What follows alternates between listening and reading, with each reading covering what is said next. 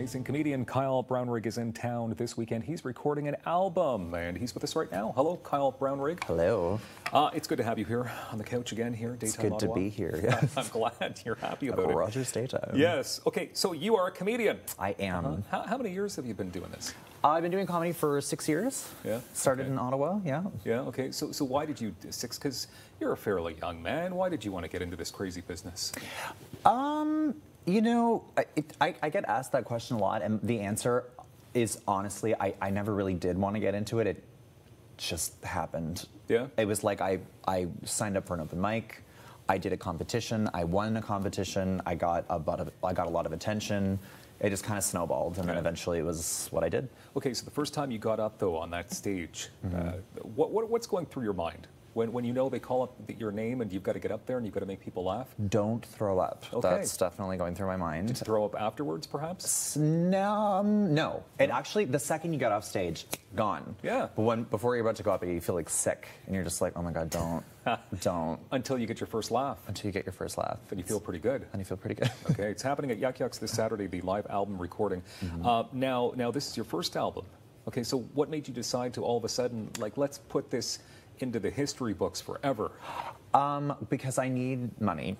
I gotta pay my bills. And so I decided to record the album to have a collection of material that I can officially just retire. This is 6 years in the making.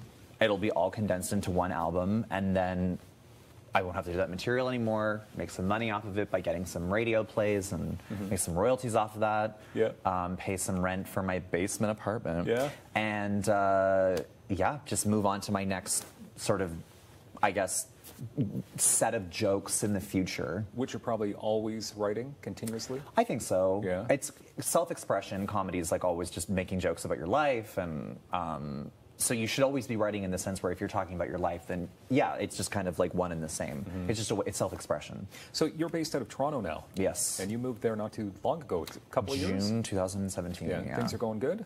Things are going amazing. Yeah. I had a really crazy year. I booked a lot of festivals. I was a finalist in SiriusXM's Top Comic competition. Wow. So I booked everything this year, which means that next year I will be begging for change on the street. Okay. Because it's Canada. Yeah. And that's why I'm at Rogers Daytime right now. Yeah, okay, just trying to get some gigs. Yes. Okay.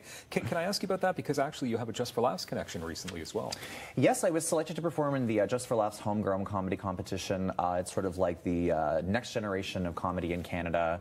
And they select 8 to 10 people, and I was selected, and I did a taping for the Comedy Network.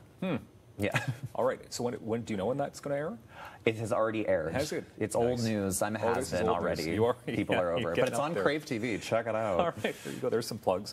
Okay. Now let's talk about SiriusXM. I mean, that's pretty cool because that's big stuff. That's big time. And that was over the summer. This was September 27th? September 28th. Officially still summer, I believe. Okay. Yeah.